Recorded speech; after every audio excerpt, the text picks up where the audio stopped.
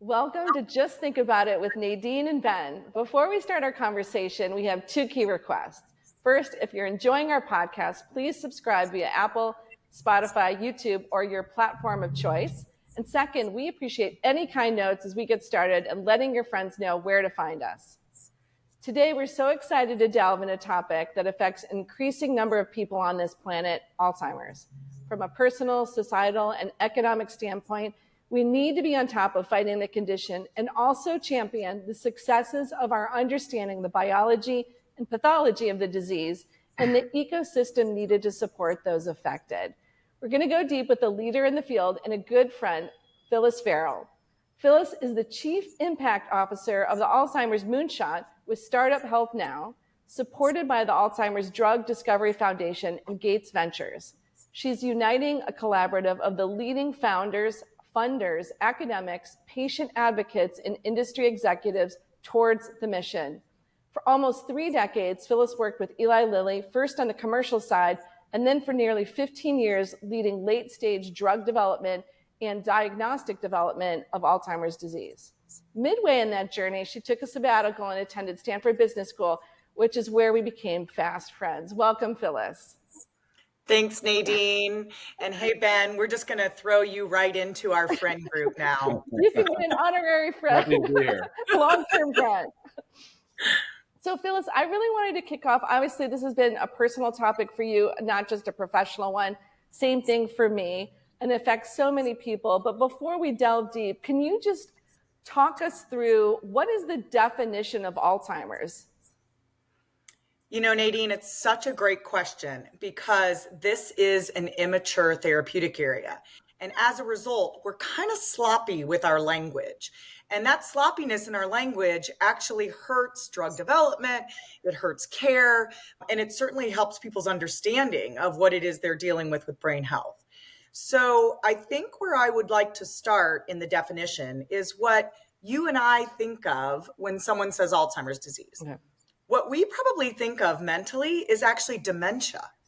And dementia is the definition of what happens when someone's cognitive impairment has gotten far enough along that they are functionally impacted, meaning they're now, unable to make Thanksgiving dinner or pay their bills or maybe drive.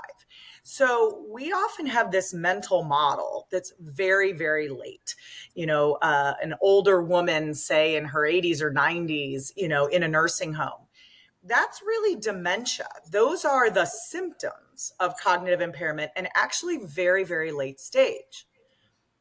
Alzheimer's disease is one of the causes of dementia. Mm-hmm. It is the largest cause. We think it's about 60 to 70% of cases of cognitive impairment.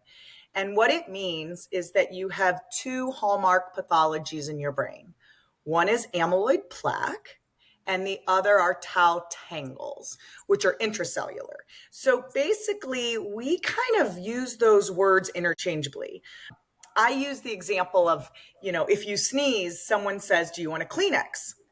Well, it's not a Kleenex you want. You need a tissue, right? But that could be Kleenex, or it could be Puffs, or it could be something else.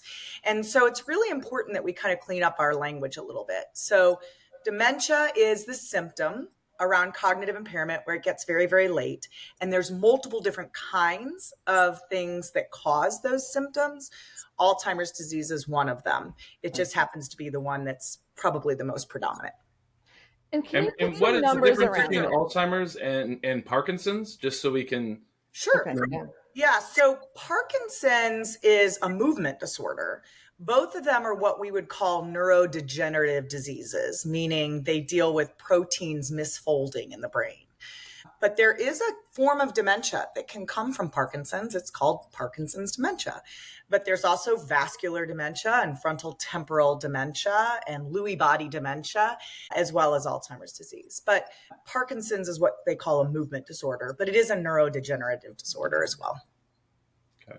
And can you help put some numbers around how many people are afflicted by Alzheimer's domestically and globally? Do we have a sense of that?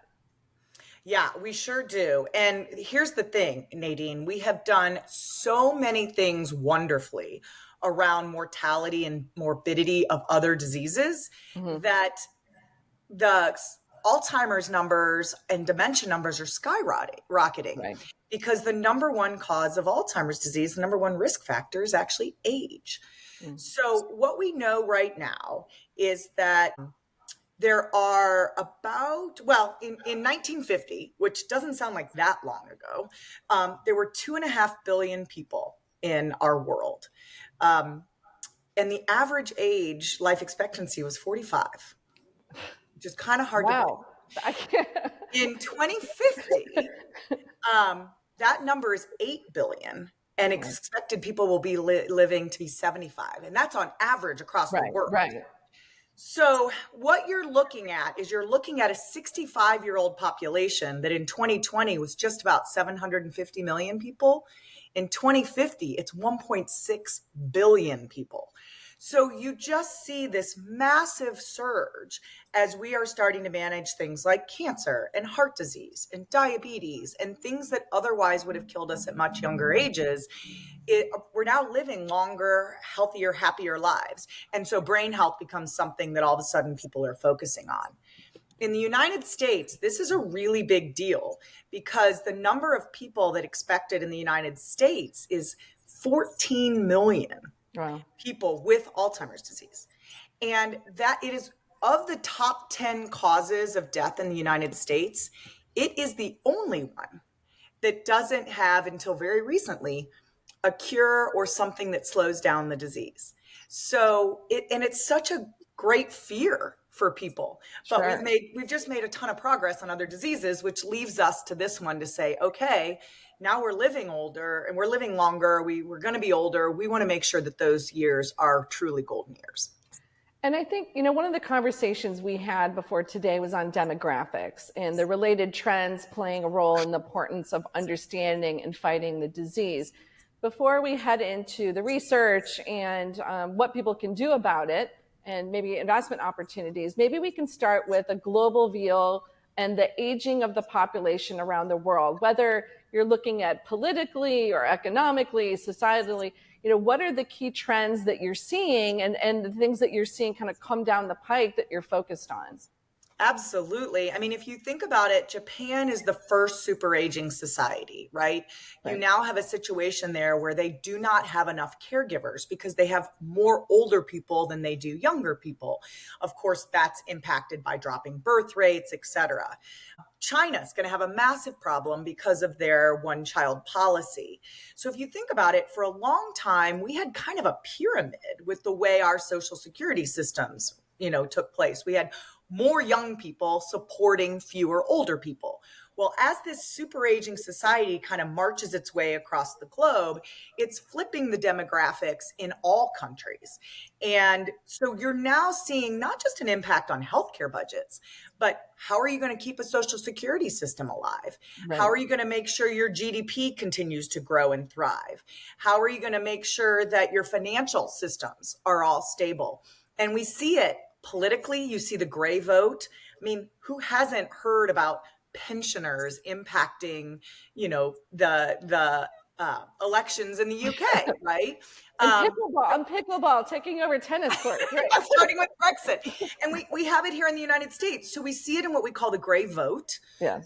But you also have it in the gray consumer. As in the United States, we have baby boomers, right? 10,000 people turn 65 every year. Those individuals are raised and were raised in such a way that they wanted independence and, a lifestyle that they were excited about, very different from the veteran generation. Those individuals are demanding a different experience, and they're also gray consumers. Go down to the villages, see what's happening down there. It's amazing. So I think you can't think of this as just a healthcare phenomenon. Sure. What you have to think about it is a social phenomenon. And as countries, that means we have to get finance ministers, health ministers, social security ministers all together, technology ministers, to figure out how we're going to dramatically change the way we live our lives so that people can continue to give back to their communities for much longer periods. It's an interesting topic, the idea of the demographics pyramid inverting. Do you think as we get the dependent to worker ratio kind of out of line, is there going to be a challenge for funding all these things? Like, everyone wants to live forever, but I'm pretty sure, I'm the younger generation, I'm the oldest millennial, and they're going to be like, well, we're spending all our money on all these old people. And how is this going to be funded if you keep having all these great innovations, but, people need to have return on capital? So explain that dynamic a bit in your mind. Yeah, well, you're going to give a little sneak peek to this conversation about the health system that we need to talk about. Because what we have right now is a very 20th century health system. If something breaks, you fix it, right? Something goes wrong, you go to the doctor.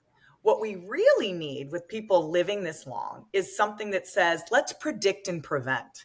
So as you're looking at, whether that's precision medicine or the ability to identify people's risks, even you think about genetics and family history, and most of the diseases now we can actually get ahead of. But we have a health system that doesn't incentivize that. Right. So, in the United States with Medicare, which is obviously we're kind of a single payer system in the US for Alzheimer's disease. We look a lot more like other countries in that regard. We have primarily a fee-for-service system. So it really incentivizes activity as opposed to moving into a value-based care system, which would say, let's get ahead of these diseases. And we should make sure that Nadine in this conversation today, we talk about this because there are some things that we can and should be doing for our brains right now, but we just need to make sure we have systems that incentivize that. To be clear, Ben, it is much more expensive to take care of someone where they are sick and we have not identified that disease early enough than it is to identify it early and make sure you put the support system around the individual. Because what really hurts us in our system right now are things like falls, medication errors, someone having to go into a rehab facility or into the hospital. If we can keep people at home longer, and there's ways to do that, both with health and technology, we're going to save money in the system. We just need to make those investments. And it is difficult to make those investments when you're just barely trying to keep your head above water in a fee-for-service system. Yeah, but isn't there the saying that it's hard to make money on prevention? Like, isn't this, people can't make money off healthy people? Isn't there that obstacle? I think it depends on the disease state. In Alzheimer's disease right now, there's actually quite a bit of what we call secondary prevention studies going on, which is different than primary prevention. So what do I mean by that? Secondary prevention means you have the pathology of the disease, but the symptoms haven't started yet. So can I catch it early, right? Can I start taking that statin before a heart attack and prevent a heart attack? That's different than primary prevention. It's very difficult to make money on diet and exercise, although certainly we've done so in the consumer space too. But I think secondary prevention, where you actually are using precision medicine to really identify which patient is at risk, you can actually target those patients with drugs. So that's a good segue. I mean, maybe we can talk, you spent 30 years at Eli Lilly, and I saw recently that the drug that you probably worked on was just approved, Kisunla. And then a year ago, Leqembi was from Biogen was brought to the market. So maybe you can talk about those two solutions and maybe say something to the extent of why was there such a long period where nothing was brought to the market? And what are the two differences and what is in the pipeline, so we can just give a how many questions is that, the market right I know there's a lot in there. Well, you'll have to pick it apart for me as I go. Okay. Well, we're going to dive in there. I will tell you, I couldn't be more proud and excited for my colleagues at Lilly on the launch of Kisunla, which was known as donanemab before it was launched. It's been 35 years that Lilly researched without ceasing and without any revenue. And, you really have to see that kind of commitment from that company, from Eisai, which is the maker of Leqembi, and board members that said, we're going to keep going after this disease. I think the hard thing for me, because I went through an emotional roller coaster. So 15 years of thinking we were going to launch a drug and having several that didn't make it through phase 3. And it is really emotionally wrenching.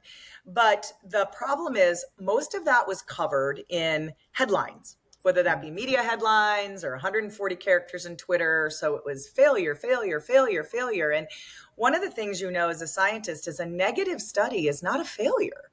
A negative study is actually one of the most important things that can happen in the field because it starts redirecting your efforts.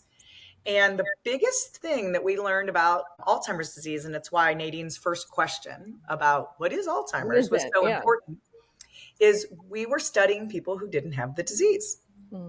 And I'm here to tell you that if someone doesn't have amyloid, using an anti-amyloid therapy is probably not going to work. But up until about 10, 15 years ago, we were not able to see amyloid in a living brain. The only way you were able to really diagnose Alzheimer's disease was through brain biopsy. And most living people don't volunteer for that. So after people passed away, their brains were harvested, and they did an autopsy, and they said, oh, look, they have amyloid and plaque and tau tangles. They had Alzheimer's disease, but that's afterwards. So with the advent of these imaging agents, which the first one came out of Avid Radiopharmaceuticals, which Lilly acquired about 10 years ago, we were able to actually see this amyloid plaque in a living brain.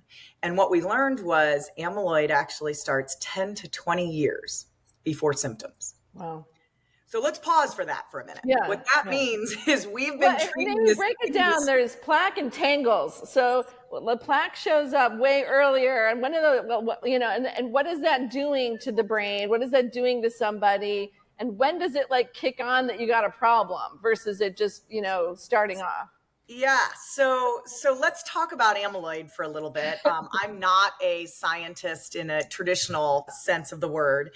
So you and I, we all have what's called amyloid precursor protein kind of running through our body. And basically the body cleaves that twice, once base and once gamma, which is why you hear base secretase inhibitor and gamma secretase inhibitor. And you're Maybe left you hear that, but I don't hear that. But yeah. Well, you'll hear it if you're talking pharma. And what you're left is these little sticky fragments, what I call the chicken wings of amyloid, like the byproduct, right? It's called amyloid beta 42 to 40, usually is the ratio that's measured. And they're circulating in your body, and you and I are clearing it at the same rate it's being created. So think of a bathtub, like where the water's running and the drain is clearing it at the exact same pace. So it's not hanging around. As you get older, the drain slows down a little bit. So what happens is the water starts building up in the bathtub.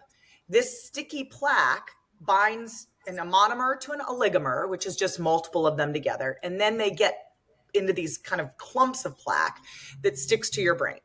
And essentially it causes neuronal damage, and that starts about 10 to 20 years before you see your symptoms.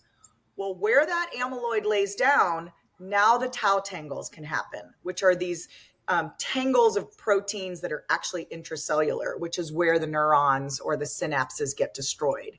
Because it happens a little bit later, that's when symptoms start. Okay. And so you start seeing the tau coming in closer to the proximity of symptoms. But what's really important is that amyloid laid down first. Mm-hmm. And we don't know that that's happening in our brains until we're much later. So it's like, it'd be like trying to treat cancer at stage 4. Right. Everybody would rather catch their cancer at stage 1, not stage 4. So Ben, to get back to your original question, why so long? Well, we went back and looked at some of the original studies, even the ones that I started doing, and 25 to 30% of the people in those studies didn't have amyloid. Oh. They had some other form of dementia, but it wasn't an amyloid-based dementia. So as you were trying to target those with these monoclonal antibodies that basically remove amyloid, they didn't have the disease. So that happened. And then the second thing that happened is we were treating people very late in the disease. So when they were really getting into those stages of dementia versus the mild cognitive impairment. And a lot of that has to do with the fact that we're not talking about our brains on a regular basis. And so it wasn't until things went really wrong. Well, as you're kind of going down that hill, that cliff, the faster you're going faster, the further you get down the hill. It makes it really difficult then to slow the disease. And that's what these current treatments do. They don't reverse the disease. They slow the progression. So that's the reason for the big, long gap. There was huge amounts of science. We just needed to work a little harder on how we studied the drugs. So then the drug, as I understand it, removes the plaque, and then that prevents progression. But the damage that's there is done. That's not, there's no reversing that. So it's a bit like, it reminds you of like something like Propecia, where you're not going to grow your hair back, but it's, hey, you're going to prevent losing your hair in the future. Is that a decent analogy? It's a great analogy. Yeah, spot on. Which is why we advocate for people to be really conscientious of what's going on with their brains. Like today, when you go to the doctor, you get a cholesterol test, right? They test your blood pressure. Even if you didn't have high cholesterol before, they still do it. We don't do that. And it's interesting because in the United States of America, it's actually a legislative requirement for every Medicare beneficiary to have an annual cognitive assessment. Because the faster that you catch those symptoms, the quicker you can intervene. And it's at that point, it's a slope of a line, right? It's math. So the sooner you catch the disease, the sooner you can start acting on slowing that slope. And it makes a huge difference the longer period of time. But the way we were studying this disease, even when I first came into the field, was we were studying people who were already in those earliest stages of dementia, not just cognitive impairment. They were actually having functional decline. And in a lot of cases, they really didn't have Alzheimer's disease. They had something else, but it could have been something that was reversible, or treatable in some other way, but it wasn't gonna respond to an amyloid therapy. And do the two drugs do the same thing, the ones that are approved now? Yeah, they're a little bit different in mechanism, but essentially both Leqembi and Kisunla are amyloid removing agents that are called disease modifying therapies. But what's super exciting, and people get a little frustrated, you're going to hear some crabbing in the field about how we've spent too much time on the amyloid hypothesis. Okay. But the way that this works in drug discovery is when you find a druggable target, you go after it, right? And as you're learning that target, you start to uncover other things that are around that disease and that disease cascade.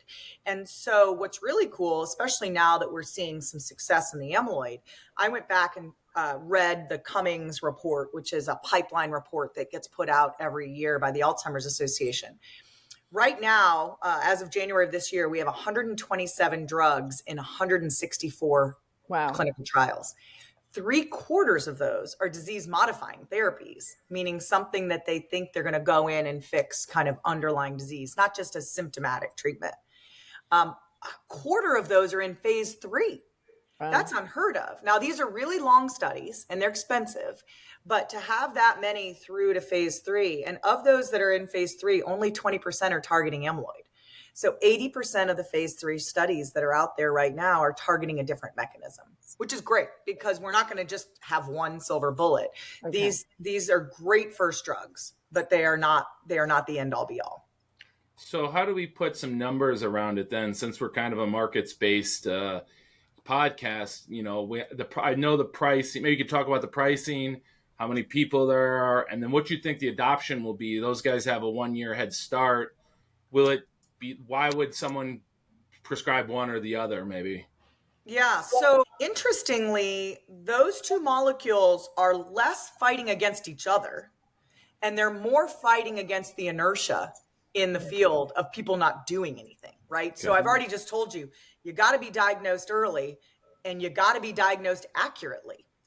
So the diagnostic journey just to get to one of those prescriptions is the real battle. You asked about market size. They believe with these two molecules, you've got about a $13 billion market. So this is not small. And what's that $13 billion? Is it what? And maybe let's rewind to something you just said, which is so important, is that you have to be diagnosed. So is that 13 billion for people who have been diagnosed, who are able to take the drug? And rewind to, let's say, us, right? Who, I don't know, maybe I've got plaque going on that I don't know about, right? Or I will. So, could this be a bigger market? Or, do you have to be rich to have some kind of test done? Are there tests to be done? Is this something that people are going to be offered so that there can be preventative?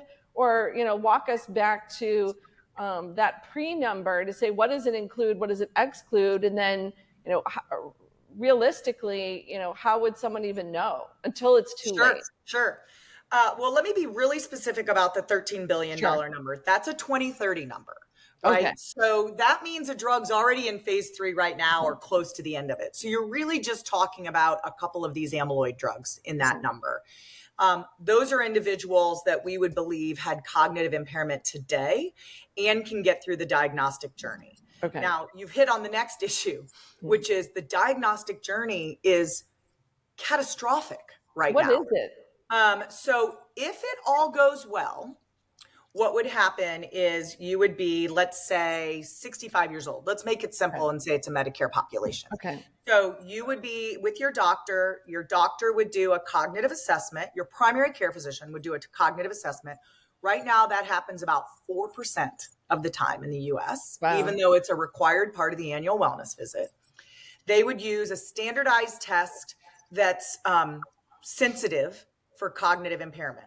So right now, what's okay is the doctor can say, they seem fine, check the box. Okay. That's not okay. And what is the assessment? Like, is this a tiger or elephant, or what'd you eat for lunch? Or how do you know what I mean? Like, what is the test actually? There are several pen and paper tests that are used. The MoCA, which is the Montreal Cognitive Assessment, the MMSE.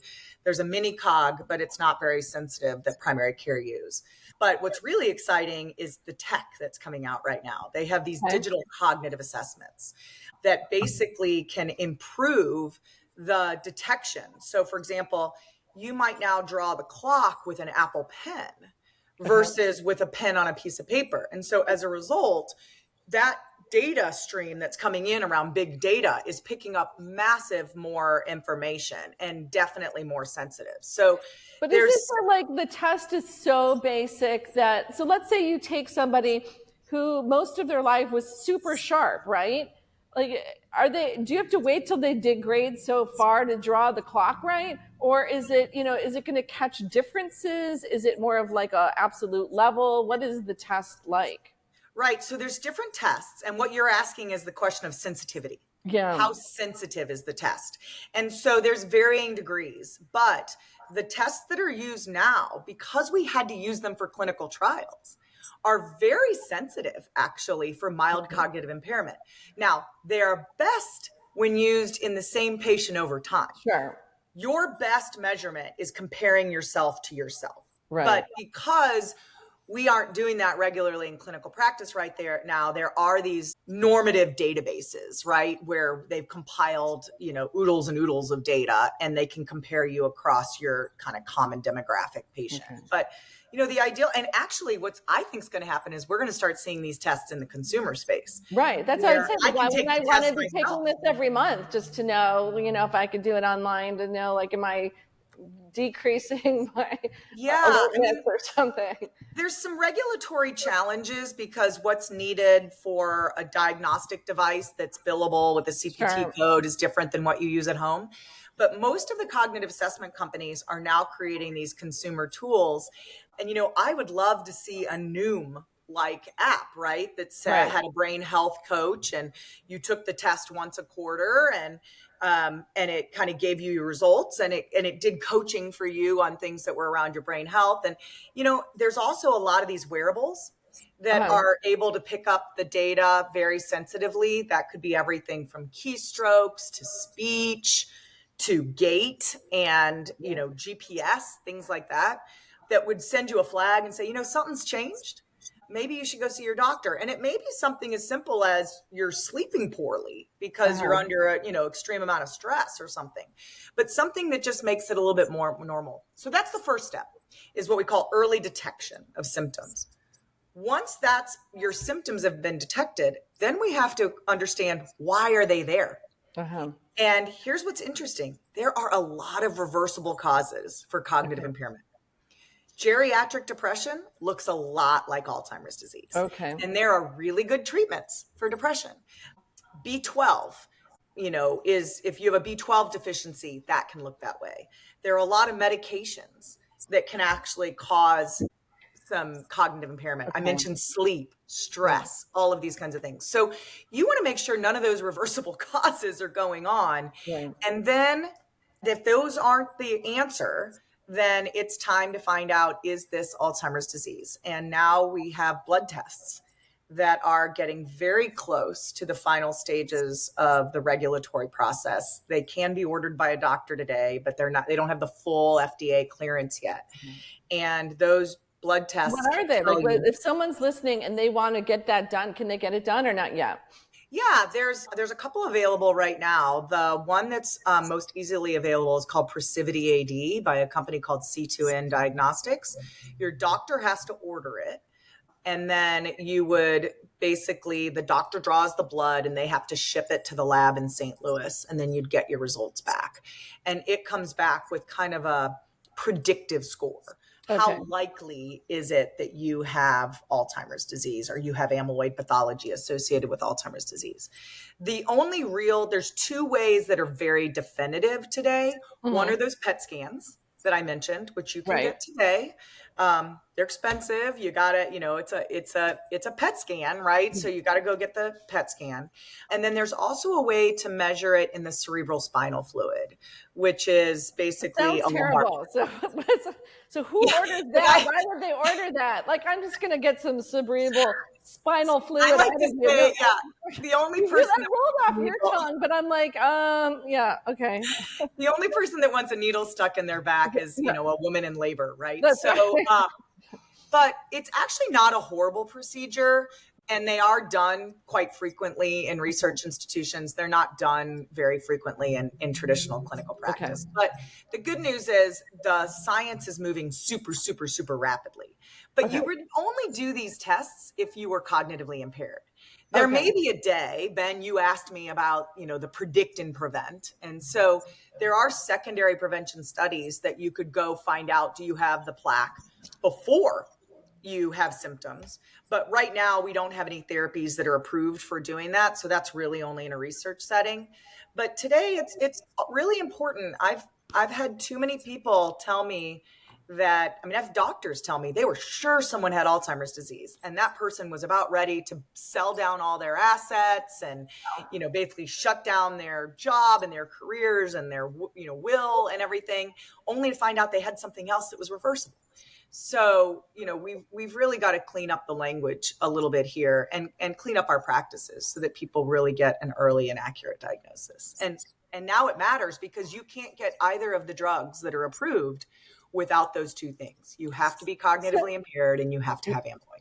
So you have to be impaired. So somebody might have the amyloid, but they're not impaired and they can't get the drug. So you have to, So you have to have the drug first. Would it have helped them if they took it earlier or no? Those are the studies that are going on right now. Okay, so we don't know yet, but both Leqembi and Kisunla are being studied in secondary prevention studies. Got it. Meaning that they're being given to people who have pathology but no symptoms yet to see, can they even slow it down more greatly if they, and potentially never have the symptoms happen, right?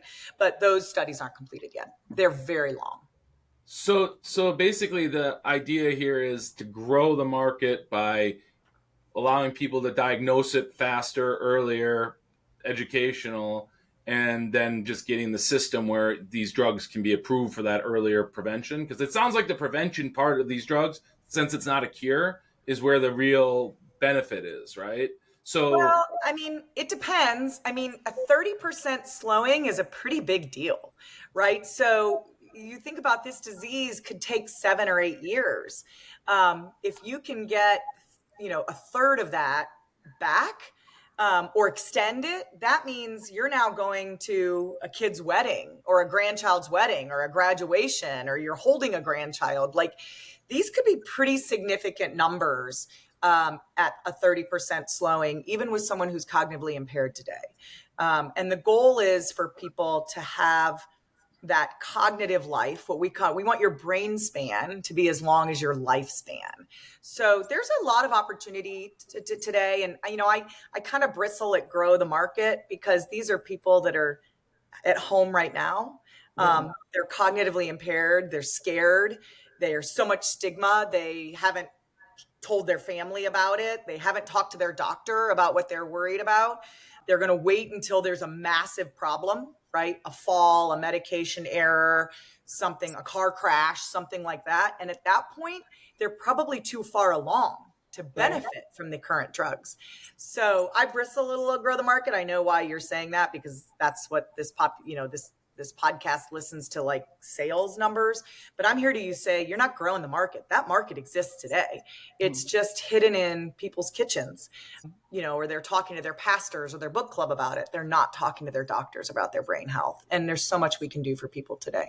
Yeah, I meant it more along those lines, that there's the market's there and you're actually able to monetize it and, more importantly, help people's lives, right? Yeah. Or if they don't have it, I mean, that's the other thing is I spent a lot of my time trying to recruit people into clinical trials. I just told you there's 164 trials going on right now. The only thing slowing that down is the number of people participating in research. We could adjudicate that study. Most studies, the recruiting period is actually longer than the trial itself. And so I'm so tired of people calling me and saying, hey, my mom was just diagnosed and they're telling me she's too late for a trial. And then I get really irritated, right? Because now this person might have participated in research, which would have been good for the research. But also you've taken this person's choice away because she or he was diagnosed too late. So yeah, but that's why it's really interesting. I don't normally think about the two molecules competing against each other. Because if they do, then they're just going to compete against a really small number of people who actually make it through the diagnostic journey. What's more important is that people are kind of talking about their brain health with their doctors. Doctors are talking about brain health with their patients, and we're using all this innovation that's available to us today.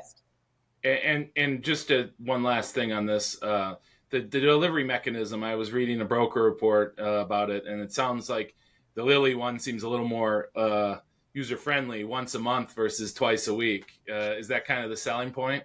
Well, they have a couple of differences. They are infusions. Both drugs are infusions right now.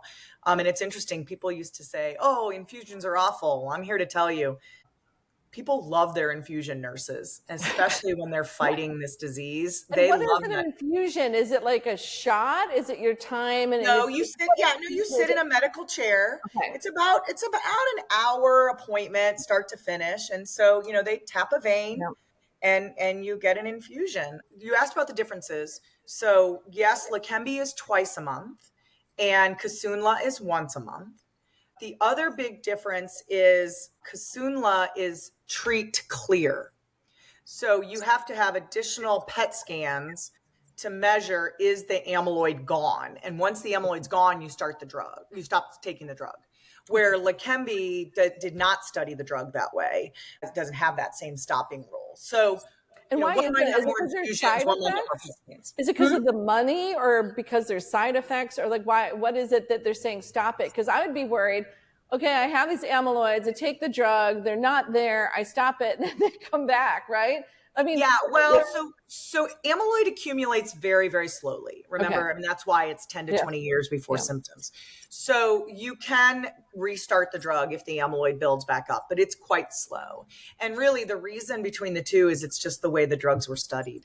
It was the way the trial was designed. What's interesting is Eisai has just submitted for a subcutaneous form of the Leqembi, which means it's an injection versus an infusion. I think at this point, we don't know yet whether that's an injection you could do at home or you still have to go to the doctor's office to get the injection, but they've submitted that for maintenance, meaning that you'd have more of this treat to clear for the infusions and then you'd use the subcutaneous version afterwards. There are a couple of neat molecules though that are coming through. The next big readout is actually a company called Alzheimer, which has a small molecule. And it's targeting people that have the genetic risk factor called ApoE4. And then there's another company that has a medical device that actually uses light and sound waves. It kind of looks like a virtual reality device that you have at home and you wear for an hour a day. And it's got positive phase 2 data and is recruiting its phase 3 study right now. It'll read out next year. What does that do? I mean, what is the light and sound doing? Yeah, it basically the hypothesis is that it's working on the plaques. It's basically, helping the brain clear the plaques on its own.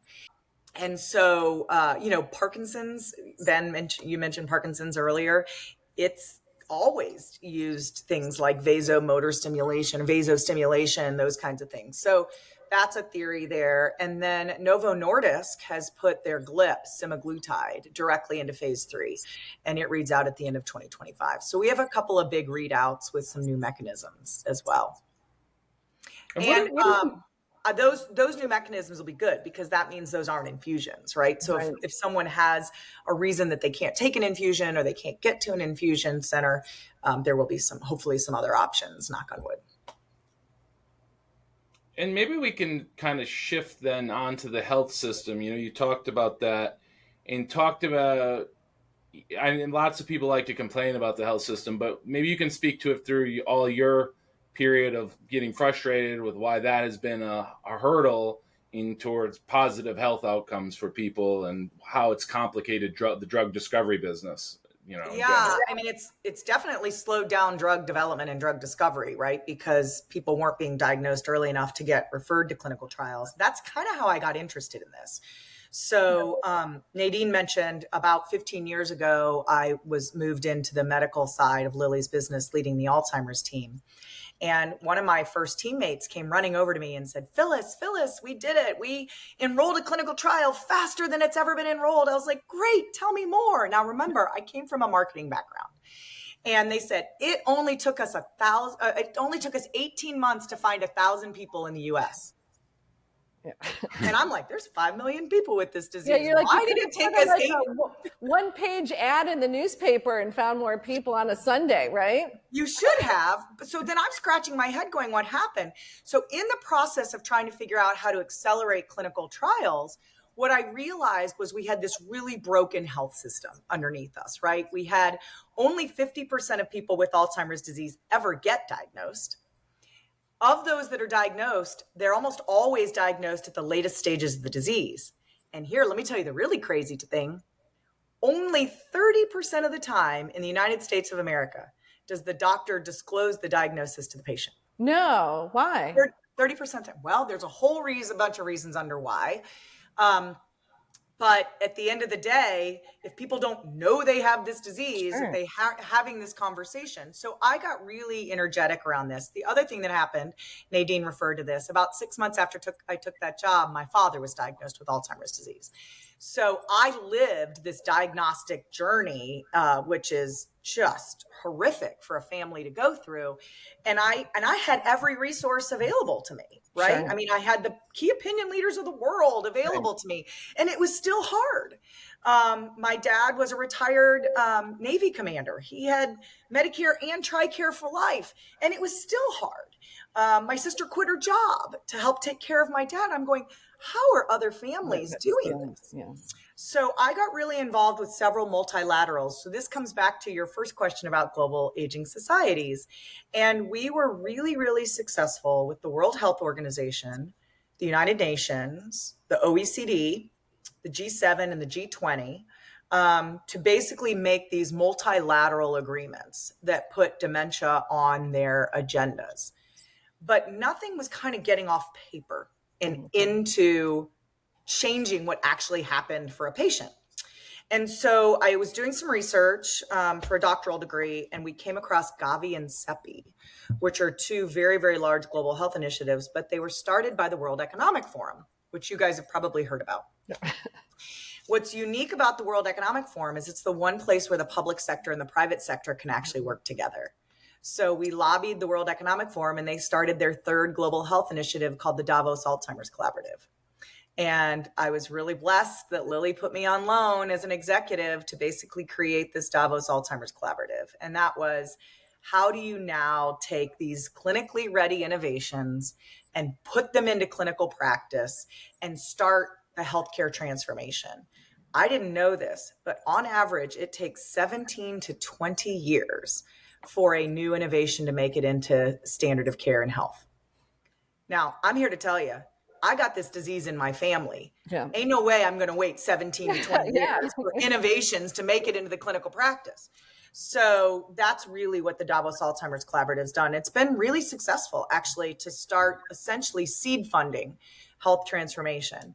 And what is that? Are they trying to just pick off like things that inhibit, whether it's the diagnosis, the communication, the support system? Is it kind of like you create this ecosystem and you're trying to get the money and the talent to start working on things? Is it more government related? Maybe walk a little bit through what have you seen happen and what do you expect to happen from that?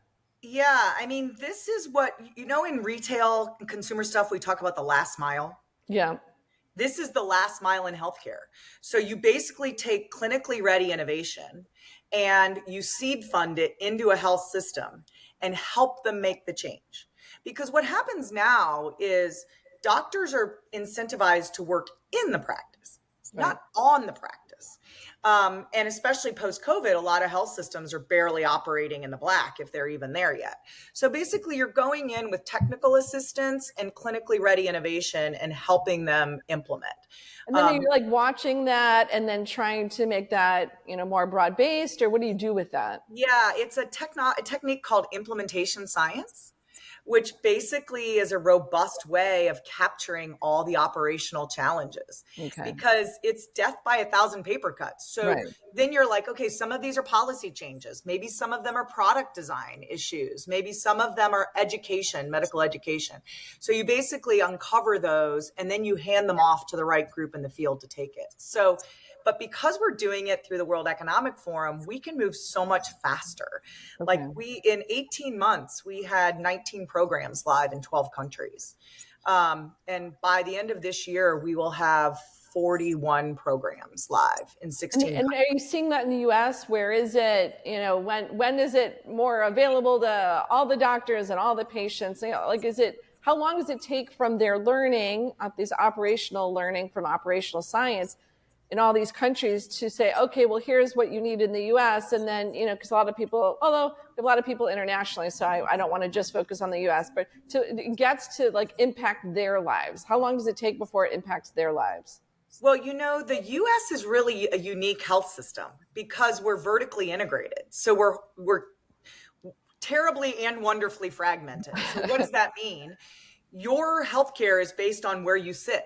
Right. And what your health system has decided versus, say, in Europe, where you have a universal health system. And so we like to say in Europe, you go pilot, policy, practice. In the US, you go pilot, practice, policy, because doctors have a lot of ability in the United States to make decisions on their own.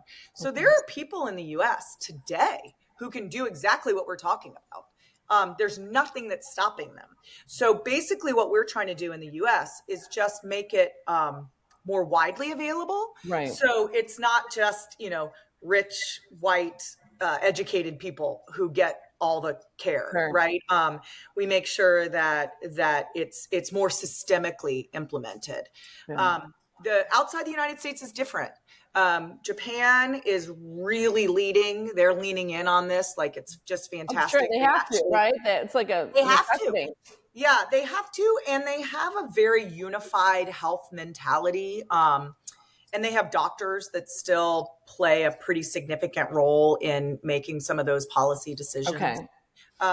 Europe, you have the EU and then the rest of Europe. So it's a little bit different. And then, of course, when you get into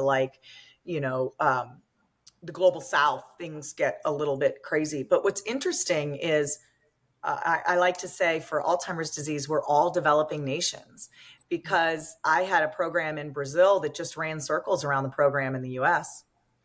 And the reason was they weren't sitting back and waiting for a drug. They had community health workers that saw the benefit of early detection because they could put the support system around that family before something went tragically wrong. And so it's really been fun to watch the low and middle income countries and the high resource countries work together on it. In the US, DAX just put out a new grant. And so there's 10 more health systems that'll get funded here by probably by the end of third quarter. And now, you've made the switch to go from big company, big resources, going to Davos, right? But now you're working with early stage founders. So it'd be helpful to know, where did they fit into this ecosystem? and especially since they don't have the same resources, but they might be more nimble. But as you're saying, if it's, we in our business, we like to say like no family office is the same. So if you've got all these different healthcare providers, you're trying to get right, things to change for the better. And then you put in the mix, it's not just drugs, it's like all this other stuff that people are working on. It's, changing behavior. Maybe talk a little bit on the early stage side. How does that get infused or benefiting the system? Well, and that's one of the reasons I'm excited about this podcast and this audience, because the amount of investment opportunity and business opportunity is just astronomical, right? It's not just that people are aging, it's that they're aging and now we're having conversations about brain health that nobody was having before. And it's the reason Startup Health decided to create the Alzheimer's Moonshot. Okay. Because you've got to help these startups through the valley of death. Unfortunately, right now, we have way more innovation than we have capital. So I'm spending a lot of time trying to talk to venture capitalists that are starting to come in. They're like, oh, maybe there's something here. We can make some money on this. It's not philanthropy or big pharma only anymore. Right. And the thing is, they have to your point, they have to fund the whole ecosystem. We want to fund everything from brain health and brain awareness and consumer engagement and, and consumer apps and wearables, things like that, through the diagnostic journey. So early detection and accurate diagnosis, therapies, all different types of therapies, and care and support. Because if you're slow down the progression of the disease, you still will progress. And there's a whole lot of people that are going to get diagnosed that are too far along to benefit from the disease modifying therapies. And there's so much that can be done with technology to support families and keep people in their homes longer and things like that. So we launched the Alzheimer's Moonshot at JP Morgan in January, and we had over 100 companies apply in 90 days. Wow. It was crazy. And we did almost no advertising. And what is the Moonshot? Maybe they're applying for what? They're applying to get money, or they're applying to give you money? What are they applying for? No, it's a fellowship that basically is an 18 to 24 month kind of, I don't know if training's the right word. They have something called the Health Transformer University. Okay. And basically they get coaching on go-to-market strategies, fundraising strategies. They get media support. There's a whole bunch of perks. Okay. But they also get access to key opinion leaders in Alzheimer's disease. And what I love about it is they get mental health coaching. It's, well, you guys know this. It's hard to be a founder, right? And so they also get that support, and they're part of a community. And what's been really fun is to watch them organically help each other. Yeah. A care person helping someone on the diagnostic side, or realizing that they've got organic collaborations that they could create. We just are in a space where people have not talked about brain health. We've had our heads firmly in the sand, and all of a sudden it's like, gosh, there's something we can do here. And it's the amount of business opportunity, even in the B2B space, right? Sure. Think about what can change with electronic medical records and care flow and services in the health system. The amount of business opportunity is just astronomical. It just isn't catching up as fast as the innovation would need it. One other thing I should throw in there is when I started in this, NIH only had $400 million of investment in Alzheimer's. It's now $4 billion. Wow. And so, that's kind of like a pig going through a snake, right? I mean, it's going to come out at the other end with just massive amounts of opportunity for investment. So we really need to get the capital market moving. And what stopped them? They just didn't see it as being big enough or fast enough or hard to move? Risk. Just risk and reward. If I had a choice, I would put, something in an 80% probability of technical success versus a 20%. But now that you're starting to make the scientific successes that we are, I mean, the amount of progress we've made in 35 years scientifically is just crazy. I mean, we're on just a hockey stick of scientific understanding and innovation about all of the neurodegenerative diseases, but Alzheimer's specifically, that all of a sudden people are going, there's a business here, and good, let's bring them in because we need more investors. Is there anything that's being built around community? I know one of the more successful social media apps that that was niche was something around getting pregnant, where women would go on there and share what was going on. Is there something to that extent where obviously you've been through this? It it's a painful experience for people, but having a community around there, is there something that exists to that extent already? Yeah, there That are people some can know in the about? philanthropy space. Hilarity for Charity, which is Seth Rogen's and Lauren Miller Rogen's charity. She lost her mom to early onset Alzheimer's disease. Is kind of neat. They do a lot of brain health education and a lot of virtual advocacy support. Of course, the Alzheimer's Association has chapters in every state in the country, and they provide that support.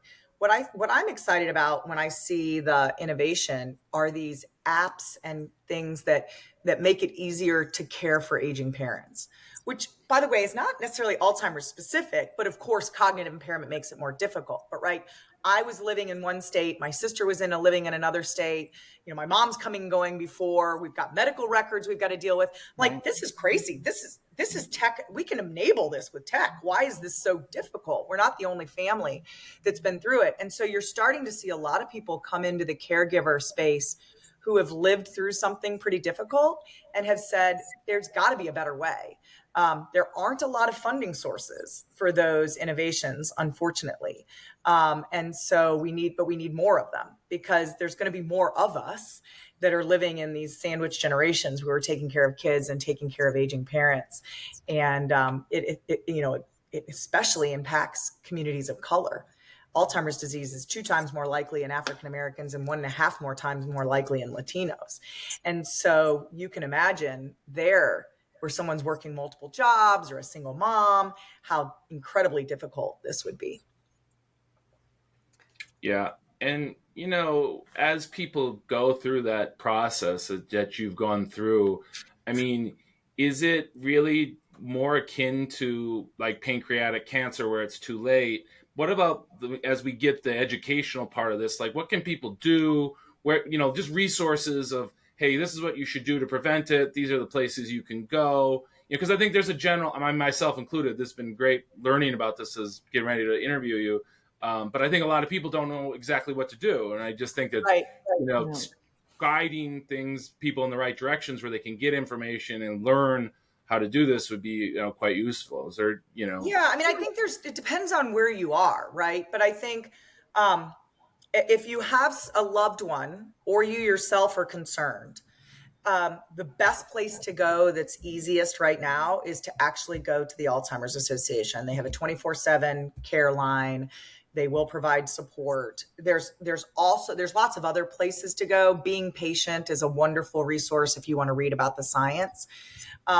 There's Zoom In on Dementia, which is run by Bright Focus Foundation if you want to do webinars. But at the end of the day, what's most important is to not suffer alone. Pick up the phone, make a phone call. I think back to how long my dad must have been lonely and scared by himself before we knew what was going on. And it breaks my heart because, once again, there were things that we could have done for him, or we could have found resources for my mom. Biggest mistake I made was not getting care in the home to help my mom sooner, because caregivers' health is then impacted. For us, what I like to tell people is we now know that 40% of dementias are likely preventable. We can reduce our own risk, and we should be doing that in our 30s and 40s. We should not be waiting until we're retired to think about our brain health. And what does that mean, though? So I want to interrupt you there, Phyllis, because I know you'll let me interrupt you. What can people be doing? Like, are they changing their diet? Do we need to exercise more, change our diet, be friends with people, stop drinking, I'll give you the list. Give me the list. I like a list. I really like a list, Phyllis. So for those of your listeners that like science, this is out of the Karolinska. It's called the FINGER study, which is the Finnish Geriatric Research Study. Mia Kivipelto is the PI, and it's now being replicated worldwide and here in the US to make sure that, the data replicates. But it's actually quite good right now. And the Mayo Clinic has done a meta-analysis to confirm. So here's what I'm going to tell you can do. 1, Mediterranean diet. Yeah. We often call that like pescatarian, right? Sure. So Mediterranean diet, less animal fat, more plant, fish. No fried foods, stay away from things with the high preservatives, right? The second is exercise. And it doesn't have to be HIIT training, right? Okay. But a good 30 minutes of exercise a day, right? A good walk, things like that. Get out, get moving, get up. Sitting is the new smoking. So in that regard, quit smoking. Done. Quit smoking. You can have alcohol in moderation, but not binge drinking, right? A nice glass of wine or a cocktail with friends. And is that like once a week, once a month? Like for people listening, they're like, okay, but what does that mean? Because somebody might think, we can look. Drink a day is fine, and someone else might think, one drink a month is a lot. I'd have to look at the exact protocol. Okay. I'm not a doctor, but the goal would be to sit and socialize with a drink. Okay. Not to play, drinking games, no beer pong. Not playing drinking games. Right, exactly. And then the other things are very tightly control your blood pressure. Okay. So there is a lot of overlap between cardiovascular and metabolic disease. So as you're hearing, the things I'm telling you are good for diabetes and cardiovascular disease as well, but people aren't as scared of those things. Okay. So that's good. And then the other ones that I think are really important are social engagement. One of the scary things about this disease is people's world gets very small. Because they're afraid to go out with friends. They're afraid to make mistakes. They're afraid to forget something. And that's exactly the opposite of what you should be doing. So social engagement and cognitive engagement, which is why I also, say there's, I'm retired. I'm about as unretired as it's possible. Right. Yeah. But, make sure you're learning your whole life long. Make sure that have a purpose and you're giving back. You don't have to be working for a paycheck, but, are you, volunteering or working at your church or helping manage the vacation Bible school or, giving back in your community? Maybe you're the HOA president. I don't know what it is, but making sure that you are cognitively engaged and socially engaged. So those are the biggies. If you look at those things, are they like, or is it like the top two matter the most? Well, let me give you one more. Okay, the one that everybody laughs about, although you Blueberries? won't. Okay. No, 7 to 8 hours of quality sleep. Oh yeah, no, I think everybody knows now. You got to get that sleep because that's when the brain janitor comes in. Yeah, that's when the microglia is cleaning up the plaque, and it really needs to be 7 to 8 hours of quality sleep. You don't want to sleep too much. Sure. That's usually indicative of challenge, and you don't want to sleep too little. Once again, I do lots of women's presentations, and when I, tell a 45-year-old woman who has kids and aging parents to sleep 8 hours, she laughs. I'm like, leave the dishes in the sink and go to bed. But alcohol interferes with your sleep. Sure. So there's some of these things, you need to trade off. But those are the changes I made. Okay. Because those were things that I knew would be good for my brain, my body. Now if Alzheimer's comes for you, you can't blueberry your way out of it. Yeah. Right. But what you can do is make sure that your brain is as resilient as possible to fight against it. And it can potentially take care of these other dementias, vascular dementia, and some of these other things that are really, really good. When you were talking about Novo, right, and their drug, and part of it is people are taking that for diabetes, some people are taking for weight loss or whatever, and they've had these other, benefit results with other challenges that people have. Is it because it's helping them with their heart or blood pressure or diabetes, or is it a lower weight tends to be better? I mean, maybe kind of walk through why, I'm picking that part in my mind just because it's so topical, right? Of everyone taking those drugs and the off-label and everything. Like, what is it of that matters? I wish I could tell you, Nadine. Okay. We really don't know. And what we don't know is if it's Alzheimer's pathology or if it's dementia in general, right? Okay. So vascular dementia is absolutely related to TIAs, mini strokes, cardiovascular disease. So, is this something else that's connected through a different type of dementia or a different type of cognitive impairment? We really don't know. And semaglutide went right to phase 3. So normally you would go to phase 2, you'd have a little bit of that proof of concept to be able to answer some of those questions mechanistically. There's other mechanisms that people are excited about. Inflammation is one, because that's the thing that happens after tau, right? You have this inflammatory response. We know that women are differentially impacted. Women tend to have more, immunology, inflammatory type diseases. So we have a lot left to learn, and we just don't know all the answers yet. but it's never a bad thing to suggest to someone that they eat right and exercise and Stop learn and hang out with their friends more. Yeah, but and you kind of mentioned it, 30s and 40s, right? And so, can those people also take tests, or is it like, hey, I'm so early, something probably didn't show up now anyways, so it's really about the things I can, like, that these 7 or 8 things I can control? And at what point do you ask for a test? Like, I'm trying to get concrete for people out there so that they know, like, okay, maybe I ought to start thinking about that. Yeah, there's really no need for a test if you're in the majority of the population. We did just launch a fun brain app if you want to try it. It's www.myneurotype.com, Okay. which What does will that give do? you, it'll tell you what brain type you are. I'm a neuro-optimist. Crazy? Okay, no. Yeah, but it also gives you some brain health advice. So if you want to do it, it's really a consumer brain health awareness. Okay. But there's really only 2 types of genetic risk factors. Okay. One is the dominantly inherited Alzheimer's disease population, or the Down syndrome Alzheimer's disease population. Both of those have basically 100% likelihood of getting the disease. Well, how do I know if I have that? I obviously you would probably have a family member who had the disease at a very young age in a very aggressive form. And then you go to your doctor and say, I want a test, like I want a blood test. I want to know. Yeah, you'd see, do I want the presenilin mutation? Actually, you'd probably Google it and you'd find that it's all run out of WashU in St. Louis. And you would call them and they'd send you the kit and whatever. It's only about 1% to 2% of the Alzheimer's population. So it's very small. The other risk factor is called ApoE. And we each have 2 copies of this, one from our mom, one from our dad. And you either have a 3 or a 4. So you either have 2 3s, 2 4s, or 1 of each. If you have 1 4 or if you have 2 4s, you're at a much, much higher risk of Alzheimer's disease. So there are people who will get their ApoE status tested. Where do you get that? Do you call 23andMe. Sorry? 23andMe. Yeah. Oh, 23andMe. Okay. Yeah. And the thing is, people ask me, should I do that? Yeah. And I say, are you doing a Mediterranean diet, exercise, sleep? And they're like, if I'm doing all that, I'm like, well, then you can, but you don't have to.